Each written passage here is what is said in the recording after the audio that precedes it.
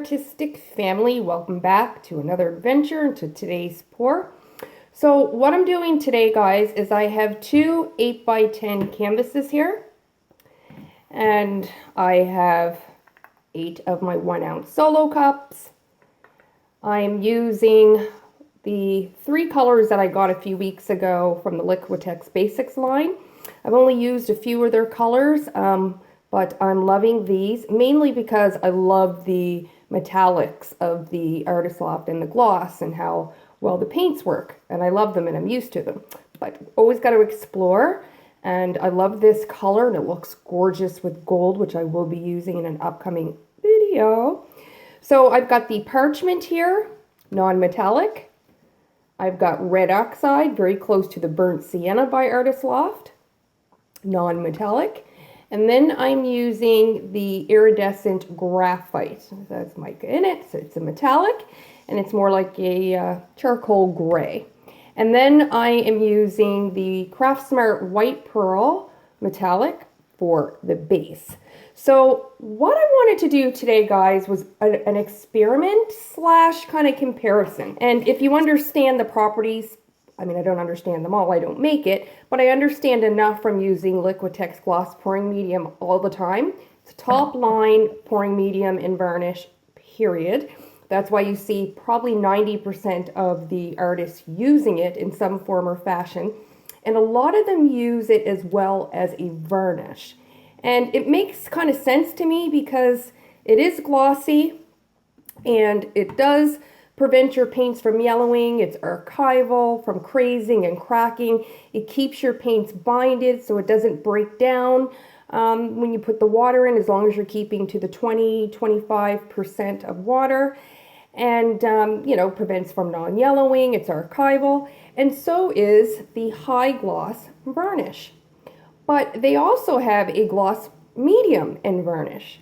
And so my rationale is if you can have a gloss medium and varnish, and you put that in as a medium because it is, you could also pour it on after. But then in my brain, the way that works is like, well, wouldn't that kind of be redundant? If the varnish is built in with the medium, then would you really have to varnish after? Because it is still protecting your paint, in my theory and from my experience, whether you pour it on after or whether it's in with your paint.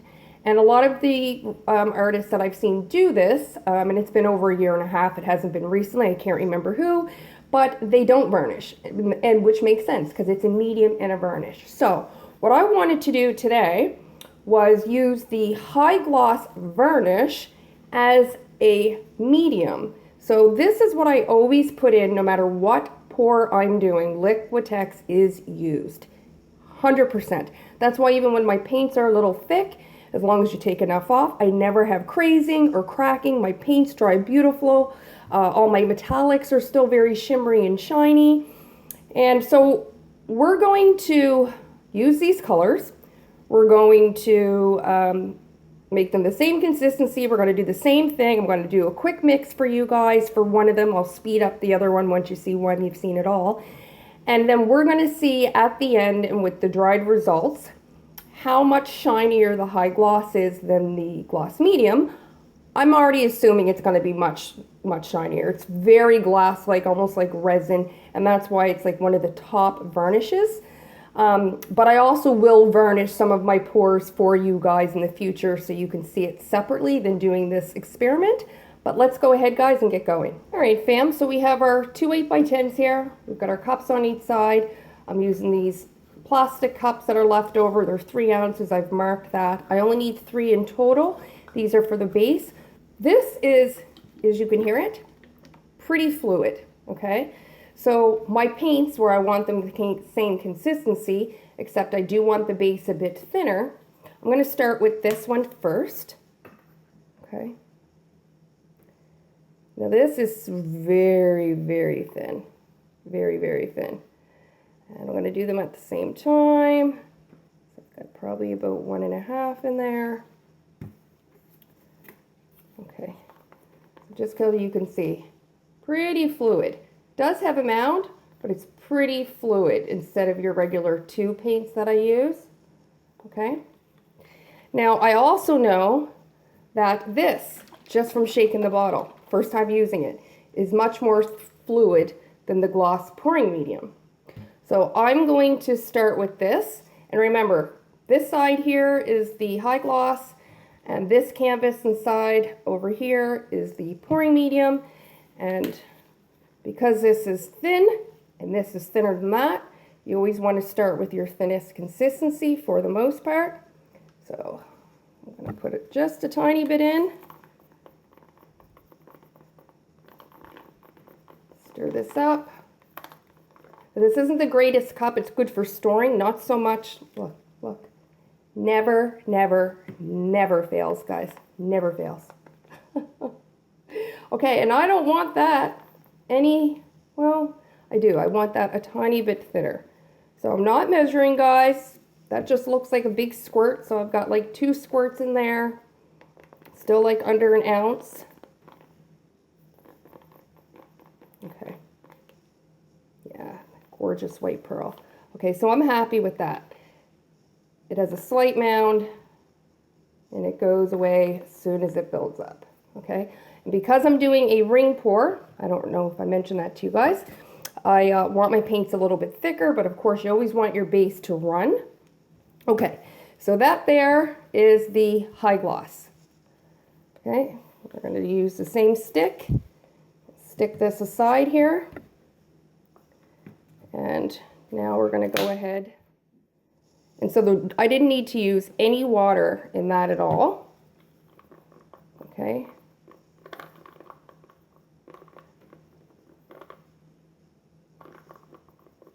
And slight mound, but it needs a tiny bit more. So if I don't need to add any water to this one just to make them pretty consistent, I will. Even though they're different, but they do have very similar properties. Okay, I think that's where I want to be, but you can always go back to the one that you wanted and just test that. Okay, and I think that I am there. Okay.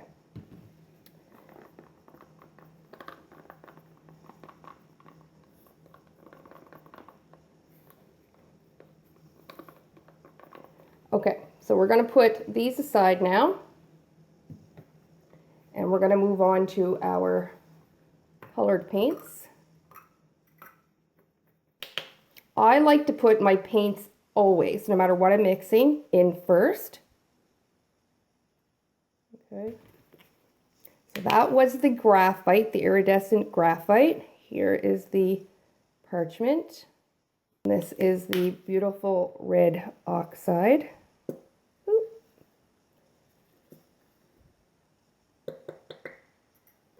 Sorry for the noise, guys.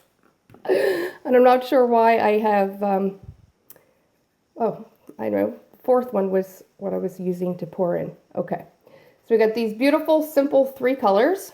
I'll zoom in a tiny bit for you guys.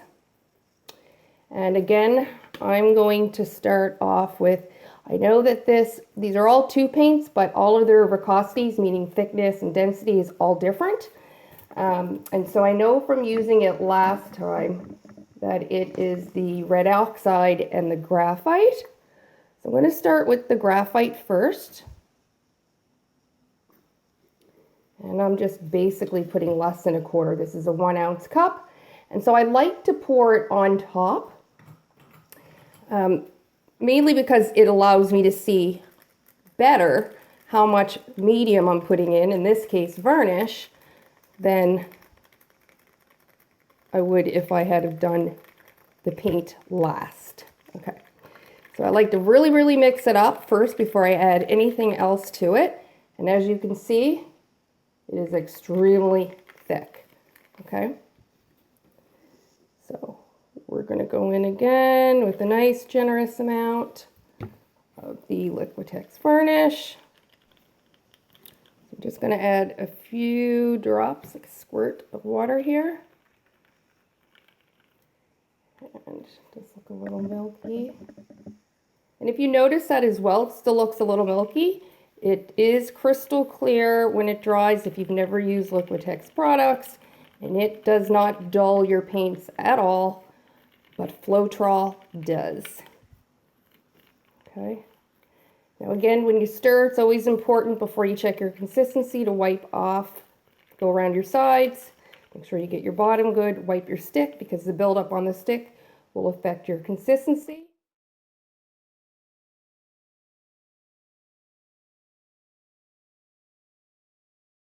All of them are the same consistency.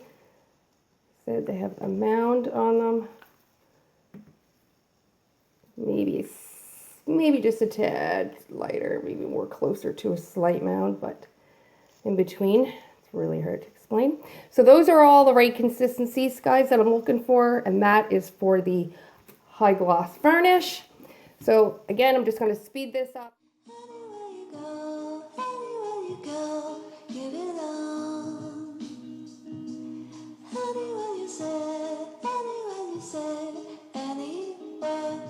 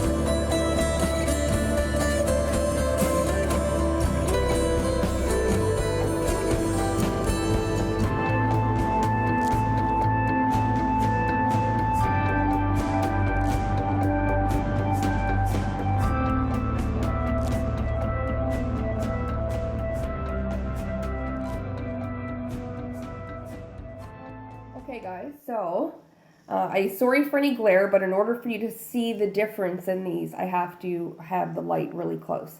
So we'll start with Liquitex High Gloss Varnish. First, look at the cool like watermarks that I have in here. Super cool. I'm going to attribute that to the varnish because I've never got those before. And they're super cool, especially in this. It looks like a wet red rose. What do you guys think? Like a big open rose, especially with the thick lines.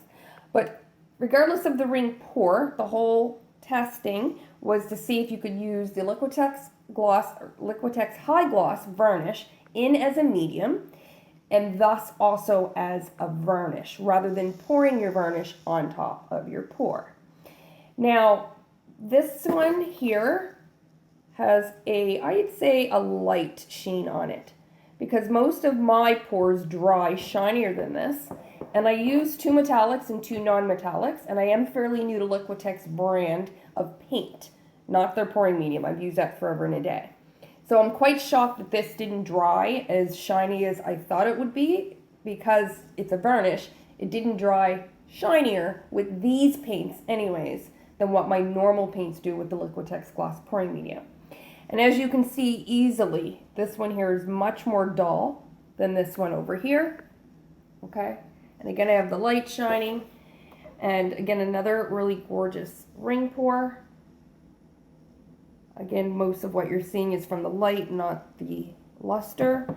But it has a very, very, very light. You can feel it more than you can see it. At least for me, my eye is trained to like gloss and shiny. But you can definitely feel the difference of the varnish in this as well. So, and you can, even though it's a different pouring, you have bigger lines, which is going to change the depth. You definitely see more depth here where the graphite is as well than you do over here. So overall, which I knew because I varnish, not a whole lot, but I varnish. I don't varnish the pours that I do for you guys all of the time. I just varnish the ones that I'm selling and for commissions, unless they don't want it. I have had clients, a couple of them, that don't want them varnished. And the pouring medium itself, just so you guys know, is protective. So it has a lot of the same properties, and I don't know all of them in each, but your paints are still protective. If you do not varnish, your paints aren't going to fall apart and all your colors aren't going to go away. I mean, it is a painting that goes on the wall. So unless there's some crazy things happening, I mean, you should be fine. I mean, you can dust them off, you can do things. However, I certainly suggest that you do utilize varnishing your pours for the most part, especially if you're going to be a professional with your art. Mainly because it does make them look better. It does enhance the color and the vibrance of them. It does enhance the depth of your pores, and it does add an extra layer, and I'll say extra layer of protection, because if you are using Liquitex, which is a fantastic high-end professional brand, you're gonna be certainly fine, for sure. But I would definitely varnish, and the conclusion is you need to pour your varnish over your pores in order to get a beautiful luster and quality look to your paintings. And also, guys, if you guys want me to use the high gloss varnish on one or both, but I would probably do one just to show in comparison, definitely let me know down in the comments. If you've learned anything from this tip and tutorial, definitely go ahead and hit that like button. And until next time, I will see you all in the next pour.